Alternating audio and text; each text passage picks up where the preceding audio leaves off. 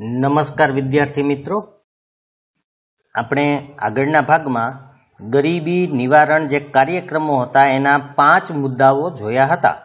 હવે આપણે છઠ્ઠો મુદ્દો જોવાનો છે, મુખ્યમંત્રી ગ્રામ સડક યોજના. સડક એટલે અહીં રસ્તો. તો આ હેઠળ રસ્તાના કામોનું આયોજન કર્યું. ગામડાઓ એકબીજા સાથે સડક માર્ગોથી તથા હાઈવેથી જોડાયેલા રહે તે માટે ગ્રામ પંચાયતોને સહાય આપી શૌચાલયો બાંધવાના કાર્યો જેવા રોજગારલક્ષી કાર્યક્રમો અમલમાં છે. તો રસ્તાઓનું જે કામોનું હતું એમાં આયોજન અહીંયા કરવામાં આવ્યા, એટલે કે રસ્તાઓના કામો કરવામાં આવ્યા. ગામડાઓને એકબીજા સાથે સડક માર્ગથી જોડ્યા. પેલા કાચા માર્ગો હતા એની જગ્યાએ પાકા માર્ગોનો વિકાસ કરવામાં આવ્યો અને ગામડાઓને મુખ્ય જે હાઈવે હોય, મેઇન રસ્તા હોય એની સાથે પણ જોડવામાં આવ્યા. એ ઉપરાંત શૌચાલય બાંધવાના કાર્યો જેવા રોજગારલક્ષી કાર્યો પણ કરવામાં આવ્યા, કારણ કે શૌચાલય બાંધવા માટે એક તો રોજગારી પણ મળે અને એક સુવિધા પણ ઉત્પન્ન થઈ જાય. તો આવા કાર્યો મુખ્યમંત્રી ગ્રામ સડક યોજના હેઠળ કરવામાં આવ્યા હતા. ત્યાર પછી 7મો મુદ્દો છે માં અન્નપૂર્ણા યોજના. તો આ યોજના હેઠળ ગુજરાત સરકારે તમામ અંત્યોદય કુટુંબોને અને ગરીબી રેખા નીચે જીવતા શહેર અને ગ્રામીણ વિસ્તારના લોકોને કુટુંબ દીઠ પ્રતિ માસ 35 કિલોગ્રામ અનાજ મફતમાં વિતરણ કરવું. બરાબર જોજો, આ અંત્યોદય એટલે કે જે અત્યંત ગરીબ છે એવા કુટુંબોને અથવા તો ગરીબી રેખા નીચે જીવતા હોય એવા, એ પછી શહેરના હોય કે ગામડાના હોય, ગ્રામીણ હોય, એવા લોકોને એક કુટુંબ દીઠ દર મહિને 35 કિલોગ્રામ જેટલું અનાજ મફતમાં આપવામાં આવે છે. અને મધ્યમ વર્ગના પરિવાર જે છે એને સસ્તા દરે પ્રતિ માસ વ્યક્તિ દીઠ 5 કિલોગ્રામ અનાજ, જેમાં ઘઉં 2 રૂપિયા પ્રતિ કિલો અને ચોખા 3 રૂપિયા પ્રતિ કિલોના ભાવે, વ્યાજબી ભાવે આ રીતે અનાજ આપે છે. બરાબર યાદ રાખજો, મધ્યમ વર્ગના પરિવાર છે, એકદમ ગરીબ નથી પણ મીડિયમ જે જીવન જીવે છે એવા પરિવારને સસ્તા દરે આપે છે. વ્યક્તિ દીઠ 5 કિલોગ્રામ અનાજ મળે, એમાંથી ઘઉં અને ચોખા એ બે માંથી જે લેવું હોય તે, અથવા તો બંને અડધું અડધું જે રીતે લેવું હોય. તો ઘઉં છે એ 1 કિલોના 2 રૂપિયા ભાવે મળે અને ચોખા છે એ 1 કિલોના 3 રૂપિયા ભાવે મળે છે. હવે આ ક્યાંથી મળે છે? તો કે વ્યાજબી ભાવની જે દુકાનો છે, જેને આપણે સસ્તા અનાજની દુકાનો કહીએ છીએ, ત્યાંથી. તો રાજ્યની 3.82 કરોડની જનતાને આ યોજના હેઠળ આવરી લઈને અન્ન સુરક્ષા બક્ષી છે, જેથી આવકનો મોટો ભાગ અનાજ પાછળ ખર્ચાતો બચશે. 3.82 કરોડ, 6 કરોડમાંથી 3.82 કરોડ એટલે આશરે 4 કરોડ લોકોને આ અન્ન સુરક્ષા યોજનાનો ફાયદો મળે છે અને મોટા ભાગના લોકોને અનાજ મળે છે. આનું કારણ શું? તો કે આવકનો મોટો ભાગ અનાજ પાછળ ખર્ચાતો બચી જાય. નહીતર શું થાય કે અનાજ ખર્ચવામાં, એટલે કે અનાજ ખરીદવામાં પૈસા ખર્ચાઈ જાય, એ ખર્ચાઈ ન જાય એટલા માટે સરકારે આ યોજના અમલમાં મૂકેલી છે. જે બચત થકી, કારણ કે જે પૈસા બચશે અનાજના, એ બચત થકી અન્ય વપરાશી વસ્તુઓ ખરીદીને ગરીબ વ્યક્તિના મુખ પર સ્મિત લાવીને જીવન સ્તરમાં સુધારો લાવવાનો યોજનાનો હેતુ છે. એટલે કે અનાજ ખરીદવા માટે જે પૈસા વપરાતા હોય એ બચી જશે અને બચેલા પૈસામાંથી એ જીવન જરૂરી બીજી ચીજ વસ્તુઓ ખરીદી શકશે અને આ રીતે ગરીબ વ્યક્તિના મુખ ઉપર સ્મિત આવવું એટલે કે એ પણ ખુશ થશે અને સુખી થશે. તો આ યોજનાનો હેતુ એ જ છે, પૈસા બચે જેથી અન્ય વસ્તુઓ પણ ખરીદી શકે.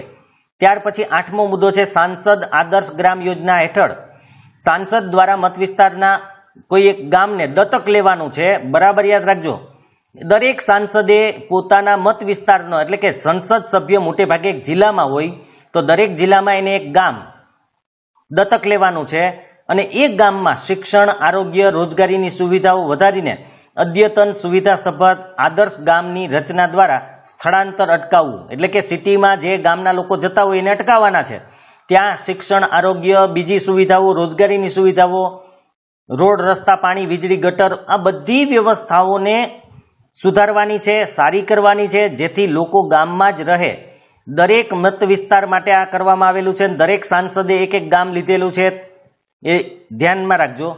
હવે સાર્વજનિક કાયમી મિલકતો ઊભી કરવી. અમુક એવી મિલકત છે જે ગામની હોય, સાર્વજનિક એટલે બધા લોકોની હોય, તો એવી મિલકતો ઊભી કરવી. સારા જીવનની તકોનું નિર્માણ કરવું, એને ચાન્સ મળવો જોઈએ આગળ વધવા માટેનો. ગ્રામોદ્ધાર એટલે કે ગામનો ઉદ્ધાર થાય, સાંસ્કૃતિક વારસાનું જતન થાય. આપણો સાંસ્કૃતિક વારસો જે તે હોય ગામનો એ જળવાઈ રહે, એની પણ અહીંયા ધ્યાન રાખવામાં આવે છે. સામાજિક સમરસતાના કાર્યો દ્વારા રોજગારી ઊભી કરવાના પ્રયાસો કરવા. સામાજિક સમરસતા બધા હળીમળીને રહે અને એના દ્વારા રોજગારી ઊભી કરવાના પ્રયાસો કરવા. માનવ વિકાસમાં વધારો કરવો. આપણે માનવ વિકાસ એક પાઠ આગળ છે જ, પણ માનવ વિકાસમાં વધારો કરવો એટલે કે એનું જીવન ધોરણ છે એ અહીંયા ઊંચું લઈ આવવું, એવા ઉમદા હેતુઓ એના રહેલા છે. ત્યાર પછી 9મો મુદ્દો છે મહાત્મા ગાંધી રાષ્ટ્રીય ગ્રામીણ રોજગાર બાહેંધરી યોજના, જેને કહેવાય છે મનરેગા. તો મનરેગાનો રોજગારલક્ષી કાર્યક્રમ, આપણા ગામમાં આપણું કામ, સાથે મળે છે વ્યાજબી દામ, એના સૂત્ર સાથેની ખૂબ જ લોકપ્રિય યોજના છે. બરાબર યાદ રાખજો, મનરેગામાં કરવાનું શું હોય કે દરેક ગામનું કામ ત્યાંના જ લોકો દ્વારા કરવામાં આવે અને એના બદલામાં એને વ્યાજબી રકમ આપવામાં આવે, એટલે કે મજૂરી આપવામાં આવે છે, જેથી ગામનું કામ પણ થાય અને રોજગારી પણ મળે. તો આ એક નવી યોજના શરૂ કરેલી હતી, એ આગળની સરકારમાં શરૂ થયેલી હતી, જેમાં રાજ્યના ગ્રામ વિસ્તારમાં રહેતા કુટુંબો કે જેઓ પુખ્ત વયના સભ્યો હોય, એટલે કે 18 વર્ષથી ઉપરના હોય, ગામની અંદર જે પણ કુટુંબ હોય કે એના સભ્યો હોય, ખાસ કરીને પુખ્ત વયના સભ્યો 18 વર્ષથી ઉપરના, શારીરિક શ્રમ કરી શકે તેવા, બિનકુશળ કામ કરવા ઈચ્છુક તેવા દરેક કુટુંબની જીવન નિર્વાહની તકોમાં વધારો કરવા માટે કુટુંબ દીઠ એક સભ્યને નાણાકીય વર્ષમાં 100 દિવસની, એટલે કે રોજના 7 કલાક પ્રમાણે વેતનયુક્ત રોજગારી આપવાનો ઉદ્દેશ્ય છે. હવે બરાબર યાદ રાખજો, આમાં શારીરિક શ્રમ કરવાનો છે કે શારીરિક કામ કરવાનું છે, એટલે કે તમને કોઈ ખોદકામ કે માનો કેનાલ ખોદવી કે ડેમ ખોદવા કે કોઈ મકાન બનાવવા સરકારી હોય, એટલે કે ગ્રામ પંચાયતના કે એવા કામ આપે. અને બિનકુશળ મતલબ કે એમાં કોઈ તમારે કુશળતાની કે કૌશલ્યની જરૂર નથી, એ સાદા કામ હોય અને 100 દિવસ સુધીની રોજગારી આપે, રોજના 7 કલાક પ્રમાણે 365 દિવસમાંથી 100 દિવસ તમને એ રોજગારી આપે વેતનયુક્ત, એટલે કે પૈસા આપીને. સરકારે નિર્ધારિત કરેલ વેતન દરે દૈનિક વેતન ચૂકવાય છે, રોજે રોજનું વેતન ચૂકવાય, જે મિનિમમ વેતન નક્કી કરેલ છે એ મુજબ. જો કામ માગ્યા પછી સરકાર કામ પૂરું પાડવામાં નિષ્ફળ જાય તો નિયમ મુજબ તેને બેકારી ભથ્થું ચૂકવવામાં આવે છે. એટલે 100 દિવસ તો મિનિમમ એને કામ આપવું જ પડે. જો 100 દિવસ એ કામ ન આપી શકે સરકાર, તો એને નિયમ મુજબ બેકારી ભથ્થું આપવું પડે, એટલે કે બીજા પૈસા આપવા તો પડે જ, નહીતર કામ આપવું પડે, નહીતર પૈસા તો દેવાના જ છે. કામ કરીને પૈસા લે, કામ ન આપી શકે સરકાર તો બેકારી ભથ્થું એને ચૂકવવું પડે, કારણ કે 100 દિવસ મજૂરી આપવી એવું નક્કી થયેલું છે. એટલા માટે અહીં ગ્રામ વિકાસના કાર્યો થાય, ગામડાનો વિકાસ થાય, રોડ રસ્તાઓ બને, કોઈ અમુક મકાનો બને, ડેમ બને, કેનાલો બને, વ્યક્તિગત શૌચાલયો બાંધવા, આવા પણ કામ થઈ શકે, એ પણ સરકાર કરાવે. વ્યક્તિગત શૌચાલય ભલે હોય પણ એ કામ સરકાર દ્વારા કરાવવામાં આવે.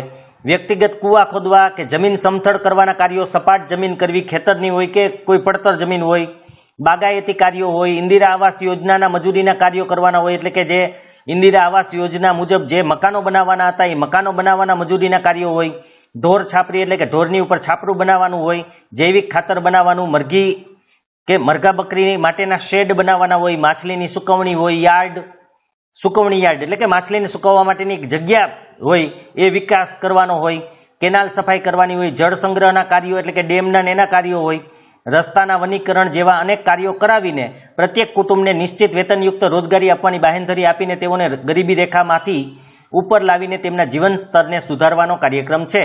એટલે રસ્તાની આજુબાજુ વનીકરણ, બંને બાજુએ ઝાડવા વાવવા, તો આવા જુદા જુદા કામો કરાવી અને એને વેતન પૂરું પાડે છે. આમ રોજગારી પણ મળી રહે અને સાથે સાથે ગામના અમુક કાર્ય પણ પૂરા થાય.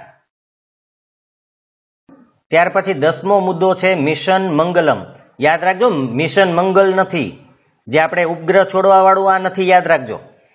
તો મિશન મંગલમ દ્વારા રાજ્ય સરકાર છે એ શું કરે તો કે ગરીબી રેખા નીચે જીવતા પરિવારોની મહિલા સભ્યોને સખી મંડળો કે સ્વસહાય જૂથમાં જોડીને કૌશલ્યપૂર્વક અથવા કૌશલ્યવર્ધક તાલીમ આપીને પાપડ, અથાણા, અગરબત્તી વગેરે જેવા ગૃહ ઉદ્યોગના વિકાસ થકી રોજગારી એટલે કે આજીવિકા પૂરી પાડીને ગરીબી રેખાથી ઉપર લાવવાનો છે. બરાબર જોજો, આમાં માત્ર મહિલા સભ્ય છે જે ખાસ કરીને ગરીબી રેખાની નીચે જીવતી હોય એવી મહિલાઓને સખી મંડળ અથવા તો કોઈ એવા જૂથ કે ગ્રુપ બનાવીને અમુક કૌશલ્ય જેમાં મહિલાઓ પારંગત હોય એવા કામો કરાવવામાં આવે, જેમ કે પાપડ બનાવવા કે અથાણા બનાવવા કે અગરબત્તી બનાવવા, આવા ગૃહ ઉદ્યોગોનો વિકાસ કરી અને એ રીતે એને રોજગારી પૂરી પાડવામાં આવે છે, એને મદદ કરે આવા મંડળો કે જૂથો બનાવવામાં, અને એનાથી એ ઉત્પાદન કરી શકે. 11 છે દત્તોપંત ઠેંગડી કારીગર વ્યાજ સહાય યોજના. તો આ યોજના દ્વારા રાજ્ય સરકાર હસ્તકલા અને હાથશાળના કુટીર ઉદ્યોગોના કારીગરોને કાચા માલની ખરીદી માટે ઓછા વ્યાજની બેંક લોનની સુવિધા પૂરી પાડે છે. હસ્તકલા, હાથથી જે કલા કારીગરી કરતા હોય, જે કોઈ પણ પ્રકારના હોય, અને હાથ શાળ, ખાસ કરીને કાપડ બનાવવા, કાપડ વણવાનું કામ કરવું હાથથી, તો એવા કુટીર ઉદ્યોગના હોય. હસ્તકલામાં પછી માટીના ઘડાઓ બનાવે કે માટીની કોઈ પણ વસ્તુઓ બનાવે, કોઈ સુશોભનીય વસ્તુઓ બનાવે, તો એવા કારીગરોને જે કાચો માલ જોઈતો એ કાચો માલ લેવા માટે ઓછા વ્યાજની બેંક લોન પૂરી પાડવામાં આવે છે. 12મો છે જ્યોતિ ગ્રામ ઉદ્યોગ વિકાસ યોજના. તો આ યોજનામાં ગ્રામીણ વિસ્તારમાં આવક અને ઉદ્યોગ સાહસિકતા માટે બેરોજગારોને ગ્રામ્ય વિસ્તારમાં ઉદ્યોગ સ્થાપવા માટે પ્લાન્ટ, યંત્ર સામગ્રી, વીજળી, જમીન વગેરે માટે આર્થિક સહાય, સબસિડી પૂરી પાડી સ્વરોજગારીની તકો ઊભી કરવાનો હેતુ છે. હવે જે વ્યક્તિ કે જે યુવાનો ખાસ કરીને ગામડામાં રહેતા હોય, બેરોજગાર હોય અને એને કામ કરવું હોય, તો ખાસ કરીને ગ્રામ્ય વિસ્તારમાં એને ઉદ્યોગ સ્થાપવો હોય, જેથી ગામના લોકોને પણ રોજગારી મળે, તો એ ઉદ્યોગ સ્થાપવા માટે જે પ્લાન્ટ હોય, એ પ્લાન્ટ હોય, એના માટેની મશીનરી હોય, એને વીજળી હોય, જમીન હોય, એ ખરીદવા માટે આર્થિક સહાય પણ આપે. ઘણીવાર સબસિડી એટલે કે અમુક ટકા રકમ માફ થાય, અમુક ટકા એને ભરવાની હોય, એટલે સ્વરોજગારીનું કામ થઈ જાય પોતાને. એટલે કે જે બેરોજગાર હતો એ જો ઉદ્યોગ નાખે તો એને તો કામ મળે, સાથે સાથે ગામના અન્ય લોકોને પણ કામ એમાં મળી શકે. સ્ટાર્ટઅપ ઇન્ડિયામાં નવા આઈડિયા સાથે બેરોજગાર યુવાન ઉદ્યોગ સાહસિકોને તાલીમ, મફત વીજળી, જમીન અને આર્થિક સહાય પૂરી પાડવામાં આવે છે. આપણે જે સરકારે સ્ટાર્ટઅપ ઇન્ડિયા ચાલુ કર્યું છે, એક યોજના છે એમની, આ યોજના મુજબ જો બેરોજગાર યુવાન હોય અને એને કોઈ ઉદ્યોગ ધંધા કરવાની ઈચ્છા હોય તો એને તાલીમ પણ આપે છે, મફત વીજળી પણ આપે, જમીન અને બીજી આર્થિક સહાય પણ પૂરી પાડવામાં આવે છે, જેથી આવા બેરોજગાર યુવાનો પોતાની રીતે પોતાનો વ્યવસાય શરૂ કરી શકે. 13મો મુદ્દો છે બાજપાઈ બેંકેબલ યોજના. શહેર અને ગ્રામીણમાં વસતા બેરોજગારો જે હોય, જેઓની ઉંમર 18 થી 65 વર્ષ છે અને 4થું ધોરણ પાસ હોય, તેને તાલીમ આપીને ઉદ્યોગ માટે કે વારસાગત કારીગરોને ધંધા માટે નિયત રકમનું ધિરાણ પૂરું પાડવાનો સ્વરોજગારીનો કાર્યક્રમ અમલમાં છે. હવે બરાબર જોજો, શહેરના હોય કે ગામડાના હોય, કોઈ પણ 18 થી 65 વર્ષની વચ્ચેના હોય અને 4થું ધોરણ જો એ પાસ કરેલું હોય તો એને તાલીમ આપે, ટ્રેનિંગ આપે, અને ઉદ્યોગ કે કોઈ એનો વારસાગત ધંધો હોય, પરંપરાગત ધંધો હોય, એમના બાપ દાદાનો જે ધંધો હોય એના માટે ધિરાણ એટલે કે લોન પણ આપે છે, જેથી કરીને એ પોતાનો ધંધો અથવા તો નવો કોઈ ઉદ્યોગ સ્થાપી અને સ્વરોજગારી પ્રાપ્ત કરી શકે છે. ત્યાર પછી 14મો છે એગ્રો બિઝનેસ પોલિસી 2016. તો આ દ્વારા રાજ્ય સરકારે પ્રોસેસ્ડ ફૂડ પ્રોડક્ટના નિકાસમાં સહાય, એગ્રો ફૂડ પ્રોસેસિંગ યુનિટો સ્થાપીને 10 લાખ લોકોને રોજગારી પૂરી પાડવાની યોજના અમલમાં મૂકી છે, જે દ્વારા ગરીબીમાં ઘટાડો કરી શકાય, ગરીબી ઘટશે. હવે ફૂડ જે પ્રોસેસ્ડ ફૂડ છે, એટલે કે જે એવા અમુક ફૂડ કે ખોરાક છે કે જેના ઉપર કોઈ પણ પ્રોસેસ થઈ ગયેલી હોય અને એ પ્રોસેસ થયેલા ફૂડને નિકાસ કરવાની હોય તો એ નિકાસમાં મદદ કરે, અથવા તો ફૂડને પ્રોસેસિંગ કરવાની હોય એટલે કે પ્રોસેસ કરી, જેમ કે પપૈયામાંથી તૂટી ફૂટી બનાવવી, તો એ પ્રોસેસિંગ ફૂડ કહી શકાય. તો આવા યુનિટો સ્થાપે અને આવા 10 લાખ લોકોને રોજગારી પૂરી પાડવાની એમની યોજના છે કે 10 લાખ લોકોને આવી રીતે કોઈ પણ ફૂડ પ્રોડક્ટ માટે એ નિકાસ કરવાની હોય કે એને પ્રોસેસ કરી, અને એનું પ્રોસેસ કરવું એટલે શું, તો એક સ્વરૂપમાંથી બીજું સ્વરૂપમાં રૂપાંતર કરવું. મેં કેમ કીધું, કાચા પપૈયામાંથી તૂટી ફૂટી બનાવવી તો એક પ્રોસેસ છે. તો આવી રીતે પ્રોસેસ કરી અને એને નિકાસ પણ કરી શકે એવા યુનિટો, એવા ઉદ્યોગ ધંધાઓ, એકમો સ્થાપવા માટે સરકાર છે એ મદદ કરે છે. હવે આપણો બીજો પોઈન્ટ શરૂ થાય છે બેરોજગારી, અનએમ્પ્લોયમેન્ટ. આપણે ગરીબી વિશે જોઈ ગયા, હવે આપણે જોવાનું છે બેરોજગારી વિશે. બેરોજગારી કોને કહેવાય, એના પ્રકારો કયા કયા છે, બેરોજગારી દૂર કરવા માટે સરકારે શું કરેલું છે, કઈ કઈ યોજનાઓ અમલમાં મૂકેલી છે એ પણ જોશું. આમ તો બેરોજગારી અને ગરીબી એકબીજા સાથે સંકળાયેલી છે, કારણ કે બેરોજગારી જો તમારી દૂર થઈ જાય તો ગરીબી આપોઆપ દૂર થઈ જાય, એ પેલો નિયમ છે, બરાબર યાદ રાખજો. અને ગરીબી દૂર થાય તો આપોઆપ બેરોજગારી પણ કદાચ દૂર થઈ શકે, પણ ખાસ બેરોજગારી દૂર થશે એટલે બાકીના પ્રશ્ન આપોઆપ સોલ્વ થઈ જશે. તો આપણે જોઈએ, ભારતની વર્તમાન સમસ્યાઓ પૈકીની ગંભીર આર્થિક સમસ્યા બેરોજગારી છે. ગરીબી તો છે, બીજી એક આર્થિક સમસ્યા છે બેરોજગારી. બેરોજગારીના કારણે ગરીબી ઉદ્ભવે છે, એ આપણે ખબર જ છે. કારણ કે જો વ્યક્તિ બેરોજગાર હોય, કામ ધંધો નહીં મળે તો એ ગરીબ હોવાનો જ. આ સમસ્યા લાંબા ગાળાની છે અને અર્થતંત્રમાં ઊંડે ઘર કરી ગયેલી સમસ્યા છે, કારણ કે આને પણ દૂર કરવી, નાબૂદ કરવી મુશ્કેલ કાર્ય છે. વિશ્વના મોટાભાગના દેશો બેરોજગારીની સમસ્યામાંથી પસાર થઈ રહ્યા છે. એવું નથી કે આપણે એક જ પસાર થઈ રહ્યા છીએ. વિશ્વના મોટાભાગના દેશોમાં બેરોજગારીની સમસ્યા છે, હા, પણ કોઈમાં ઓછી હોય, કોઈમાં વધારે હોય. બાકી બેરોજગારીની સમસ્યા બધે હોય જ છે, આપણે થોડી વધારે છે. હવે બેરોજગારીનો અર્થ ખાસ ધ્યાનમાં રાખજો, કારણ કે આ સંકલ્પના પણ છે અને નાના પ્રશ્નમાં પણ પૂછી શકે બેરોજગારી એટલે શું. તો જે પુખ્ત વયની વ્યક્તિ જેની ઉંમર 15 થી 60 વર્ષની હોય, બરાબર યાદ રાખજો, એક આમાં પોઈન્ટ સમજવાનો છે. પુખ્ત વય એટલે ક્યારથી ગણવાની છે? અહીંયા 15 થી 60 વર્ષ. આપણે 18 થી પુખ્ત ગણીએ છીએ, પણ આમાં બેરોજગારીના અર્થ માટે 15 થી 60 વર્ષની વાત કરવામાં આવેલી છે. જે બજારમાં પ્રવર્તતા વેતન દરે કામ કરવાની ઈચ્છા અને વૃત્તિ ધરાવતો હોય. બીજી વસ્તુ ધ્યાનમાં રાખજો કે બજારમાં પ્રવર્તતા વેતન દરે, માનો કે કોઈ કામની મજૂરી 200 રૂપિયા મળે છે, તો એ 200 રૂપિયા મજૂરીએ કામ કરવા માટે ઈચ્છા અથવા તો વૃત્તિ ધરાવતો હોવો જોઈએ.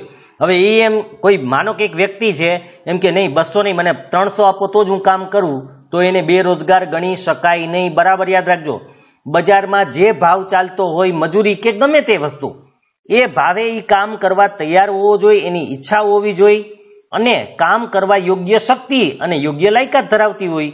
હવે માનો કે એ નિર્બળ હોય, બીમાર હોય, કામ કરી શકે એમ ન હોય, તો એને આમાં ગણવાનો નથી બેરોજગારમાં. ખાસ યાદ રાખજો, યોગ્ય શક્તિ પણ હોવી જોઈએ અને એની લાયકાત પણ હોવી જોઈએ એ કામ કરવા માટે. પછી લાયકાત ન હોય અને એમ કે હું એન્જિનિયરિંગનું કામ કરીશ, તો એ થોડું હાલે. ભણ્યો ન હોય અને એન્જિનિયરિંગનું કામ કરે, અથવા તો એમ કે હું ભણ્યો નથી પણ હું ડોક્ટરનું કામ કરીશ, મને સરકારી નોકરી આપો, તો એ ના હાલે. મતલબ કે યોગ્ય લાયકાત, એના લાયકાત મુજબ કામ એને મળતું હોય, કામની શોધમાં હોય, છતાં તે કામ મેળવી શકતો ન હોય, તો તે વ્યક્તિને બેકાર કે બેરોજગાર કહેવાય. કામ શોધવા જતો હોય, બાકી ઘરે બેઠો હોય ને એમ કે મને કામ નથી મળતું, તો એને બેરોજગાર કહેવાય નહીં. તો આટલા મુદ્દા યાદ રાખવાના છે. એક તો 15 થી 60 વર્ષની વયની અંદર આવવો જોઈએ, બજારમાં જે ભાવ ચાલતા હોય એ ભાવે કામ કરવા તૈયાર હોવો જોઈએ, એની યોગ્ય શક્તિ હોવી જોઈએ, લાયકાત હોવી જોઈએ. કામ શોધતો હોય છતાં પણ કામ ન મળતું હોય, તો એને બેકાર કે બેરોજગાર કહેવાય, નહીતર ન કહેવાય. આવી સામૂહિક પરિસ્થિતિને બેરોજગારી કહેવાય. એટલે કે આવા જો બેરોજગારોની સંખ્યા વધી જાય તો આખી જે પરિસ્થિતિ બને એને કહેવાય બેરોજગારી. આવી બેકારી ફરજિયાતપણે તે ભોગવે છે અને તેને ઈચ્છા વિરુદ્ધની કે અનૈચ્છિક બેકારી કહે છે. કારણ કે એની ઈચ્છા નથી બેકાર રહેવાની, બેરોજગાર રહેવાની, પણ ફરજિયાતપણે એને કામ મળતું ન હોવાને કારણે બેકાર રહેવું પડે છે. એટલે અનૈચ્છિક છે, આપણી ઈચ્છા નથી છતાં પણ બેકાર રહેવું પડે છે. જો કોઈ વ્યક્તિ પ્રવર્તમાન બજારના વેતન દર કરતા વધુ વેતન માગે, જોજો હવે બેરોજગાર કોને ન ગણી શકાય? તો કે જે ભાવ ચાલતા હોય બજારમાં મજૂરીના એના કરતા વધારે વેતન માગે, અથવા તો 15 થી 60 વર્ષની જે વય જૂથ છે એનો સમાવેશ ન થતો હોય, મતલબ કે 15 થી નાનો હોય અને કંઈ કામ ન કરતો હોય, તો પણ એને બેરોજગાર ન ગણાય. અને 60 થી ઉપરની કોઈ વ્યક્તિ હોય અને કામ ન કરતી હોય, તો પણ એને બેરોજગાર ગણવામાં આવતી નથી. માનો કે 62 વર્ષના કોઈ વૃદ્ધ હોય, તો એને બેકાર ગણી શકાય નહીં, ભલે કામ ન કરે તોય. પછી અપંગ હોય તો એને પણ બેકાર ન ગણી શકાય, કારણ કે એ કામ કરી શકે તેમ નથી. અશક્ત હોય, રોગિષ્ટ હોય કે વૃદ્ધ હોય, આળસુ હોય, યાદ રાખજો, આળસુને પણ બેકાર ગણવામાં આવતો નથી, કારણ કે કામ નથી કરવું. જો કામ શોધવા જાય તો એને મળી શકે, જો કામ શોધવા જઈને ન મળતું હોય તો બેકાર કે બેરોજગાર કહેવાય. પણ અહીંયા રોગિષ્ટ હોય, વૃદ્ધ હોય, આળસુ હોય, અશક્ત હોય, અપંગ હોય, તો એને બેરોજગાર ગણવામાં આવતા નથી. ગૃહિણીને પણ, ઘરે કામ કરતી જે ગૃહિણી છે, હાઉસવાઇફ જેને આપણે કહીએ છીએ, એને પણ બેરોજગાર નથી ગણવામાં આવતું, કારણ કે ઘરનું કામ તો કરે છે, ભલે વેતન મળે કે ન મળે. કારણ કે જે હાઉસવાઇફ છે એ ખરેખર ઘણું બધું કાર્ય કરે છે, કારણ કે એને ટાઈમ ટુ ટાઈમ બધી વસ્તુઓ કરવાની તો હોય જ છે. ઘણીવાર આપણને એમ લાગે કે એને કંઈ કામ નથી હોતું, પણ કારણ કે 3 સમયની પૂરેપૂરી રસોઈ કરવી, કપડાં, એવું તો છે નહીં. માની લ્યો કે એ જ જગ્યાએ કોઈ પુરુષ હોય અને ઉદ્યોગ ચલાવતો હોય, આજે કદાચ ઓછો માલ બનશે તો એ કાલ કરી નાખશે પૂરો. પણ ગૃહિણી એવું થોડું કરશે કે આજ સાંજની રસોઈ કરતા ભૂલી ગઈ, અથવા તો મોડું થઈ ગયું છે, કામ નથી બરાબર થઈ શક્યું, તો હું આજ સાંજની રસોઈ કાલ સવારે કરી દઈશ, તો એ ન ચાલે. એટલે ગૃહિણી છે એને બેરોજગાર ગણવા નથી. યાદ રાખજો, ઘણીવાર આપણે કેટલાય વિદ્યાર્થી કહેતા હોય મમ્મી તું તો કાંઈ કામ નથી કરતી, પણ ખરેખર એ ઘણું સારું કામ કરે છે એટલે એને બેરોજગાર ગણવાનું નથી. જેઓ શક્તિ હોવા છતાં કામ કરવાની વૃત્તિ કે તૈયારી ધરાવતા ન હોય એવી વ્યક્તિઓ જ એવી વ્યક્તિઓ બેરોજગાર ગણાય નહીં. એટલે કે શક્તિ છે પણ કામ નથી કરવું તો એ બેરોજગાર ન ગણાય, પણ શક્તિ હોય એને કામ કરવું છે અને કામ નથી મળતું તો જ એ બેરોજગાર ગણાય. હવે બેરોજગારીના મુખ્ય સ્વરૂપો. ભારતીય અર્થતંત્રમાં બેરોજગારીના કેટલાક મુખ્ય સ્વરૂપો નીચે મુજબ જોવા મળે છે. હવે કયા કયા સ્વરૂપે આપણે બેરોજગારી જોવા મળે છે? તો પહેલું, ઋતુગત બેરોજગારી. ભારતમાં કૃષિ ક્ષેત્રે સિંચાઈની અપૂરતી સગવડો છે, વરસાદની અનિયમિતતા અને વૈકલ્પિક રોજગારીના તકોના અભાવે 3 થી 5 માસ બેરોજગાર રહેવું પડે છે. તેને ઋતુગત કે મોસમી બેરોજગારી કહેવાય, કારણ કે મોસમ મુજબ. કારણ કે ખેતીવાડી સાથે જે લોકો સંકળાયેલા છે, જ્યારે ચોમાસું હોય, પાણી હોય, સિંચાઈની સગવડ હોય તો એને 12 માસ મજૂરી મળે. પણ જ્યાં સિંચાઈની સગવડ નથી, વરસાદ ઓછો પડે છે, એને માત્ર એક સિઝનમાં જ કામ પતી જાય, તો બાકીની સિઝનમાં એને 3 મહિના કે 5 મહિના ક્યારેક 8 મહિના પણ બેરોજગાર રહેવું પડતું હોય તો એને ઋતુગત કે મોસમી બેરોજગારી કહેવાય. કારણ કે મોસમ મુજબ એને બેરોજગારી મળતી હોય છે, એટલે કે ઉત્પન્ન થતી હોય છે. કારણ કે વરસાદ બરાબર ન આવે તો પણ કામ ન હોય અને બેરોજગાર બેહવું પડે. બીજું કે ખેતીવાડી સિવાય વૈકલ્પિક રોજગારી બીજી કોઈ આપવામાં નથી આવેલી, એટલે પણ પ્રોબ્લેમ છે અહીંયા. ત્યાર પછી બીજો નંબર છે ઘર્ષણજન્ય બેરોજગારી. જૂની ટેકનોલોજીના સ્થાને નવી ટેકનોલોજી આવે ત્યારે અમુક સમય માટે શ્રમિક બેરોજગાર બને છે, જેને ઘર્ષણજન્ય બેરોજગારી કહેવાય. કારણ કે જૂની ટેકનોલોજીના સ્થાને નવી ટેકનોલોજી આવે તો એ નવી ટેકનોલોજી શ્રમિકોએ શીખવી પડે, એના માટે ટ્રેનિંગ લેવી પડે. એ ટ્રેનિંગ લેવા પૂરતા સમય દરમિયાન એને બેરોજગાર રહેવું પડે, કારણ કે જ્યાં સુધી ટ્રેનિંગ નહીં લઈ લઈએ ત્યાં સુધી એને કામ મળશે નહીં. તો જૂની ટેકનોલોજીના સ્થાને નવી ટેકનોલોજી આવશે તો એને એના માટે પગભર થવું પડશે, એનું જ્ઞાન મેળવવું પડશે. એટલો સમય બેરોજગાર રહીએ એટલા માટે એને ઘર્ષણજન્ય બેરોજગારી કહેવાય છે. ત્યાર પછી માળખાગત બેરોજગારી. ભારતીય અર્થતંત્ર પછાત અને રૂઢિચુસ્ત છે. બરાબર યાદ રાખજો, આપણું અર્થતંત્ર પછાત મતલબ કે દેશી કહી શકાય, અને રૂઢિચુસ્ત છે મતલબ કે જે પરંપરા કે આદર્શોને વળગી રહેલા છે, જૂના પુરાણા એને જ હજી વળગી રહેલા છે.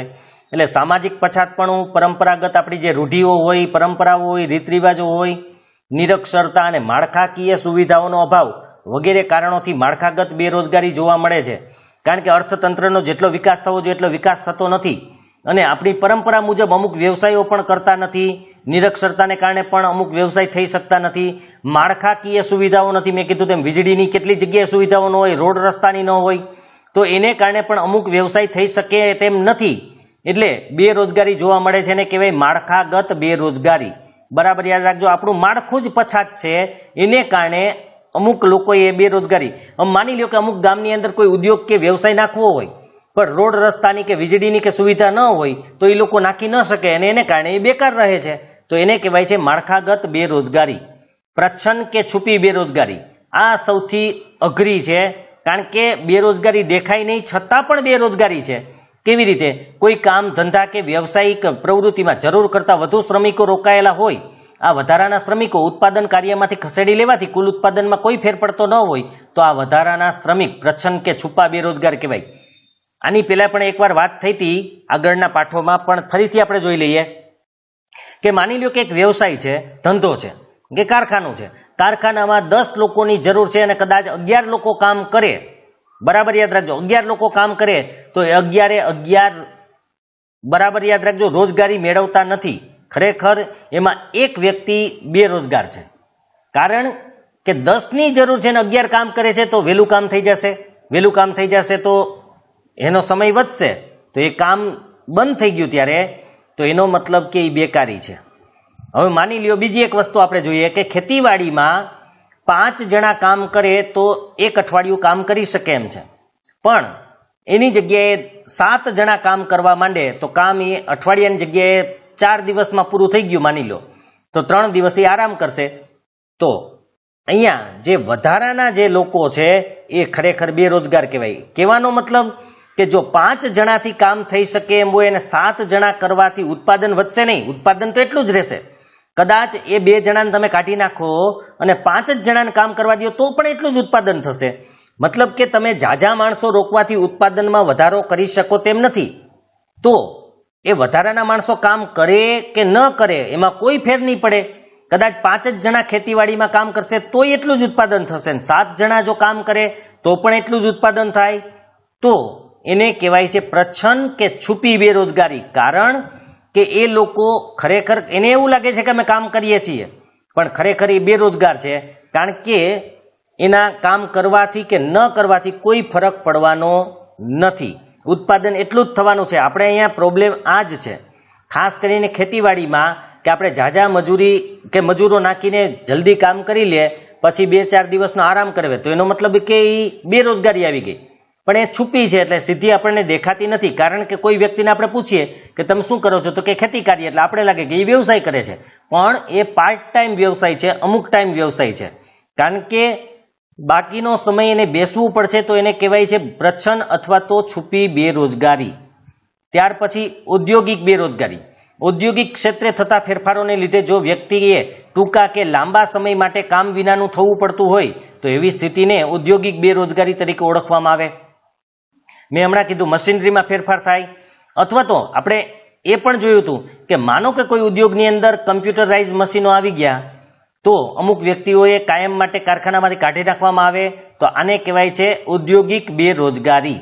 કારણ કે અથવા ઘણી વખત શોર્ટ ટાઈમ માટે પણ હોય, ટૂંકા સમય માટે પણ બેરોજગાર બની શકે. જ્યારે એમાં ફેરફાર કરવાનો હોય, કોઈ પ્લાન્ટમાં ફેરફાર કરવાનો હોય, એનું કામ ચાલુ હોય તો એ પણ ઔદ્યોગિક બેરોજગારી કહેવાય. શિક્ષિત બેરોજગારી, ઓછામાં ઓછું માધ્યમિક શિક્ષણ મેળવ્યું હોય અને જો વ્યક્તિ બેરોજગાર હોય તો તેને શિક્ષિત બેરોજગાર કહેવાય. એટલે કે માધ્યમિક શિક્ષણ સુધી ભણેલો હોવો જોઈએ, 10 સુધી, અને છતાં પણ એને કામ ન મળતું હોય, કામ કરવું હોય એને ન મળતું હોય તો એને કહેવાય છે શિક્ષિત બેરોજગારી. કારણ કે ભણેલો હોવા છતાં કામ મળતું નથી. આપણે શિક્ષિત એટલે અહીંયા માધ્યમિક સુધીનો અભ્યાસને ગણવામાં આવે છે તો એને શિક્ષિત બેરોજગાર કહેવાય છે. ત્યાર પછીનો આપણો મુદ્દો છે ભારતમાં બેરોજગારીનું પ્રમાણ. ભારતમાં બેરોજગારીના પ્રમાણમાં રાજ્યવાર સ્થિતિ અલગ અલગ છે. એટલે કે દરેક રાજ્યમાં સરખા બેરોજગાર તો ન હોય, કોઈમાં વધારે તો કોઈમાં ઓછી. રોજગાર વિનિમય કચેરી, દરેક જિલ્લાની અંદર રોજગાર વિનિમય કચેરી હોય. જ્યાં કોઈ બેરોજગાર હોય તો એ પોતાના સર્ટિફિકેટ જેટલા હોય અથવા સર્ટિફિકેટ ન હોય તો એમને પણ પોતાનું નામ નોંધાવી શકે, અને એને લાયક કોઈ કામ હોય તો એ લોકો તમને જણાવે છે. કારણ કે ઘણી વખત શું થાય, કેટલાય ફેક્ટરીવાળા કે કોઈ કંપનીવાળા સીધા રોજગાર વિનિમય કચેરીની પાસેથી આંકડા મંગાવે કે ભાઈ આવા કામ કરનારા વ્યક્તિ તમારી પાસે છે તો ત્યાં આપણું નામ નોંધાયેલું હોય તો એ આપણને મેસેજ કરીને જાણ કરે કે ભાઈ તમારે માટે અહીંયા નોકરી છે તો તમે ત્યાં જઈ શકો છો. તો આ રોજગાર વિનિમય કચેરી પણ હોય છે. તો એમાં રોજગાર વાંચુઓ એટલે કે ઈચ્છુક હોય એવા લોકોની નોંધણી કરાવવામાં ઉદાસીનતાને કારણે સંખ્યામાં તેનું ચોક્કસ પ્રમાણ કે અંદાજ કાઢવો મુશ્કેલ છે. એટલે કે આપણા દેશમાં કેટલા બેરોજગાર છે એ કહી શકાય એમ નથી. કારણ કે આ લોકો રોજગારીની જે નોંધણી કરતા હોય એમાં નોંધણી કરાવતા નથી. એટલે જેટલી નોંધણી છે એટલી તો ખબર હોય, પણ જેને નોંધણી નથી કરાવી અને છતાંય બેરોજગાર હોય તો એની સંખ્યા આપણે ચોક્કસ કહી શકીએ એમ નથી. તેમ છતાં ભારત સરકારના શ્રમ અને રોજગાર મંત્રાલય દ્વારા તથા નેશનલ સેમ્પલ સર્વે NSSના આધારે ભારતમાં બેરોજગારીની વ્યાપકતાનો ખ્યાલ આવે છે. એટલે કે ભલે આમ નોંધાયેલા આંકડા નથી પણ છતાંય કેટલી બેરોજગારી છે, વ્યાપક છે કે ખૂબ જ છે એનો ખ્યાલ તો આવે જ છે. કારણ કે આપણું શ્રમ અને રોજગાર મંત્રાલય છે અને એક બીજું છે નેશનલ સેમ્પલ સર્વે. સેમ્પલ એટલે અમુક લોકોનો સર્વે કરે કે એમાંથી કેટલા બેરોજગાર છે. માનો કે એક વિસ્તારમાં જઈને 100 લોકોનો સર્વે કરે તો એમાંથી નક્કી કરે કે અહીંયા 100 માંથી કેટલા બેરોજગાર છે, બીજા વિસ્તારમાંથી, એવી રીતે એના ઉપરથી નક્કી કરે. ભલે બધાનો સર્વે ન થાય પણ અમુક વિસ્તારનો સર્વે કરવાથી એને ખબર પડે કે દેશમાં આટલી બેરોજગારી છે. 2011ની વસ્તી ગણતરીએ 116 મિલિયન લોકો રોજગારીની શોધમાં હતા અને 32 મિલિયન લોકો અશિક્ષિત બેરોજગારો અને 84 મિલિયન શિક્ષિત બેરોજગારો હતા. મિલિયન એટલે 10 લાખ, યાદ રાખજો, મિલિયન એટલે 10 લાખ, એટલે 116 અને ગુણ્યા 10 લાખ તો અહીંયા કરોડોની સંખ્યા છે. વિચારજો આપણે કે 116 મિલિયન લોકો રોજગારીની શોધમાં હતા, એમાંથી 32 મિલિયન તો ભણેલા હતા, અશિક્ષિત હતા, અને 84 મિલિયન શિક્ષિત હતા એમાંથી. એટલે કે ભણેલા બેરોજગાર ખૂબ જ વધારે હતા, અભણ છે, અશિક્ષિત છે એ ઓછા હતા. જેઓની ઉંમર 15 થી 24 વર્ષની છે તેવા અંદાજે 4.70 કરોડ લોકો બેકાર હતા. ખાલી 15 થી 24 વર્ષની આજુબાજુના લોકો જ 5 કરોડ જેટલા હતા. વિચારજો કેટલી બેરોજગારી કહેવાય. તો આપણે લેબર બ્યુરોના સર્વે મુજબ ભારતમાં 2013-14માં બેરોજગારીનો દર 5.4% જોવા મળ્યો. એટલે કે 100એ 5.5 એટલે કે 5 વ્યક્તિ રાખો ને તમે, 100એ 5 વ્યક્તિ બેરોજગાર હતી. અને ગુજરાતમાં દર 1000એ 12 વ્યક્તિ એટલે 1.2% બેરોજગાર હતી. બરાબર યાદ રાખજો, દર 1000એ 12 વ્યક્તિઓ હતી એટલે 1.2%. ભારતમાં 2009-10માં દર 1000એ શહેરી વિસ્તારમાં 34 વ્યક્તિ એટલે 3.4%. બરાબર યાદ રાખો કે 1000એ 34 તો 100એ 3.4%. ક્યારે? 2009-10માં શહેરી વિસ્તારમાં. જ્યારે ગ્રામ વિસ્તારની અંદર 16 વ્યક્તિ એટલે કે 1.6% બેરોજગારી હતી. ગ્રામ્ય વિસ્તારમાં આમ પણ બેરોજગારીનું પ્રમાણ થોડું ઓછું હોય, શહેરોમાં વધારે હોય છે. શિક્ષિત બેરોજગારોનું પ્રમાણ શહેરોમાં વધુ જોવા મળ્યું હતું, કારણ કે શહેરોમાં મોટે ભાગે શિક્ષિત લોકોનો વસવાટ વધારે હોય છે, કારણ કે ભણેલાઓને ગ્રામ્ય વિસ્તારમાં રહેવું હોતું નથી એટલા માટે. બાકી એવું નથી કે સિટીમાં હોય એટલે ભણેલા હોય, પણ શિક્ષિત થઈ જાય એટલે શહેરમાં આવી જાય. એટલે શિક્ષિત બેરોજગારો સૌથી વધારે શહેરોમાં હોય છે, ગ્રામ્યમાં ઓછા હોય. 2013માં સ્ત્રીઓનો બેરોજગારી દર 7.7% જોવા મળ્યો. એટલે કે 100એ 7 અથવા તો 8 કહી શકાય, 7.7 છે. એટલી સ્ત્રીઓ બેરોજગાર હતી 2013ની અંદર. ભારતમાં સિક્કિમ, કેરેલા, પશ્ચિમ બંગાળ, ઉત્તર પ્રદેશ, છત્તીસગઢ, જમ્મુ કાશ્મીર, ત્રિપુરા જેવા રાજ્યોમાં બેરોજગારીનું પ્રમાણ વધુ ઊંચું જોવા મળ્યું છે. એટલે કે આ રાજ્યોમાં સૌથી વધારે બેરોજગારી જોવા મળી છે. અહીંના લોકો વધારે બેરોજગાર છે. જ્યારે હિમાચલ પ્રદેશ હોય, હરિયાણા, કર્ણાટક, ચંદીગઢ અને ગુજરાતમાં બેરોજગારીનું પ્રમાણ ક્રમશઃ નીચું રહ્યું છે. એટલે કે પહેલા કરતાં થોડું ઓછું છે. ગુજરાતમાં રોજગારીના ક્ષેત્રે સારી અને નોંધનીય પરિસ્થિતિ છે. અહીંયા સારી એવી રોજગારી આપણને મળે છે એવું આમાં લખેલું છે. ભારતમાં એક અંદાજ મુજબ ઉચ્ચ શૈક્ષણિક લાયકાતવાળા 15% લોકો યુવાનો છે. ઉચ્ચ શૈક્ષણિક લાયકાત હોય એટલે કે વધુ, જેને કહેવાય કોલેજ કે કોલેજની ઉપરનું શિક્ષણ મેળવેલું હોય એવા 15% લોકો યુવાનો છે. વિશ્વની વસ્તીના 66% લોકો જે 35 વર્ષની વય સુધીના યુવાનો છે તે ભારતમાં છે. બરાબર યાદ રાખજો, 35 વર્ષ સુધીના જે યુવાનોની વાત કરવામાં આવી, તો આખા વિશ્વમાં જેટલા યુવાન છે એમાંથી 66% યુવાનો ભારતમાં છે. વિચારજો, બાકીના બધા દેશોના યુવાનો 34% થાય છે.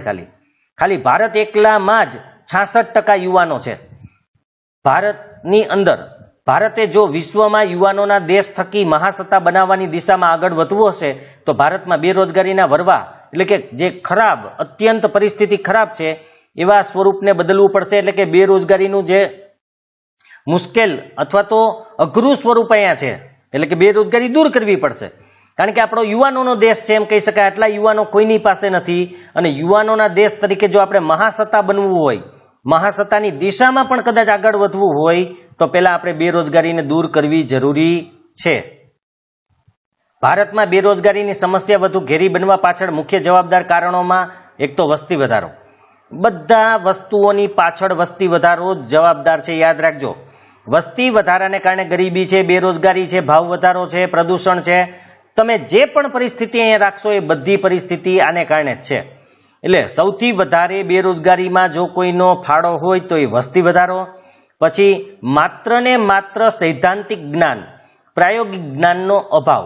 બરાબર યાદ રાખજો, આ પણ એક બેરોજગારી માટે જવાબદાર છે. સૈદ્ધાંતિક એટલે થિયરીનું જ્ઞાન.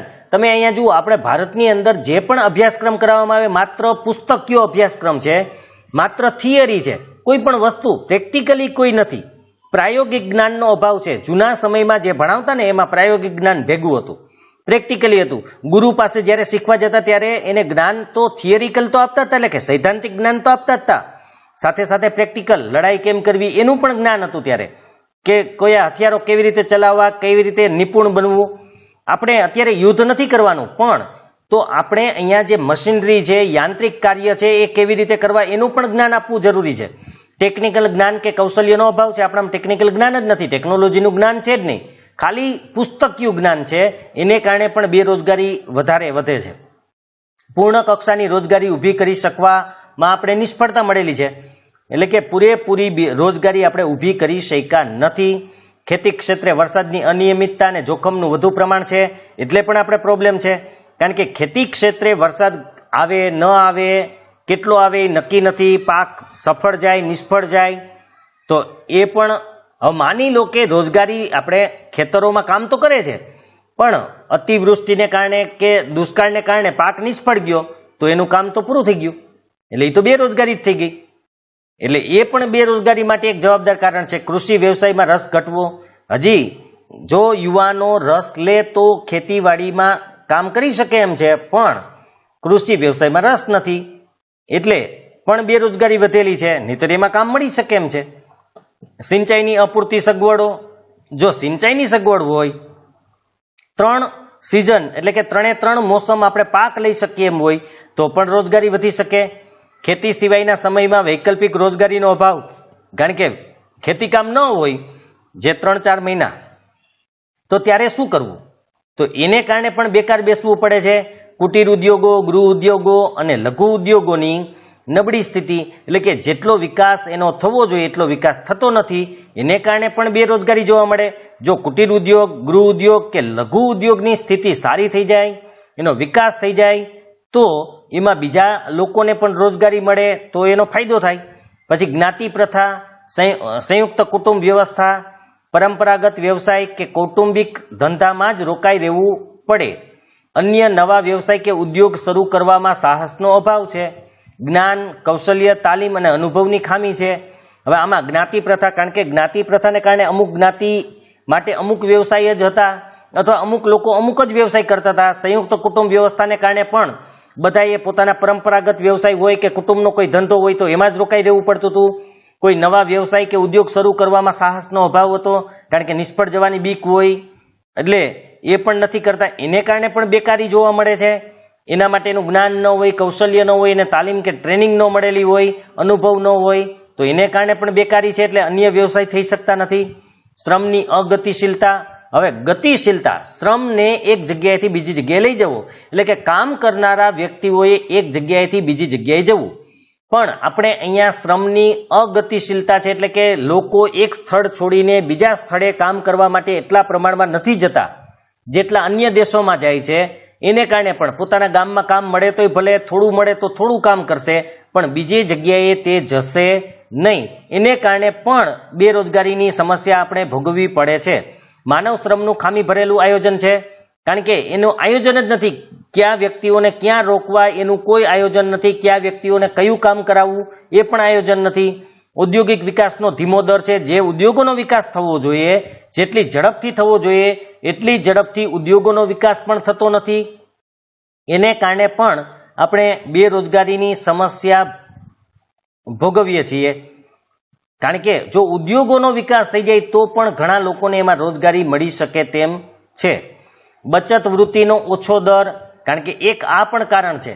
જો તમે બચત કરશો તો તેમાંથી તમે કંઈ પણ નવા ઉદ્યોગ કે ધંધા કે વ્યવસાય શરૂ કરી શકશો, પણ આપણે અહીંયા બચત વૃત્તિ એટલી કરતા નથી, જેને કારણે નવું કોઈ પણ સાહસ કરી શકીએ તેમ નથી, એટલે પણ બેરોજગારી જોવા મળે છે.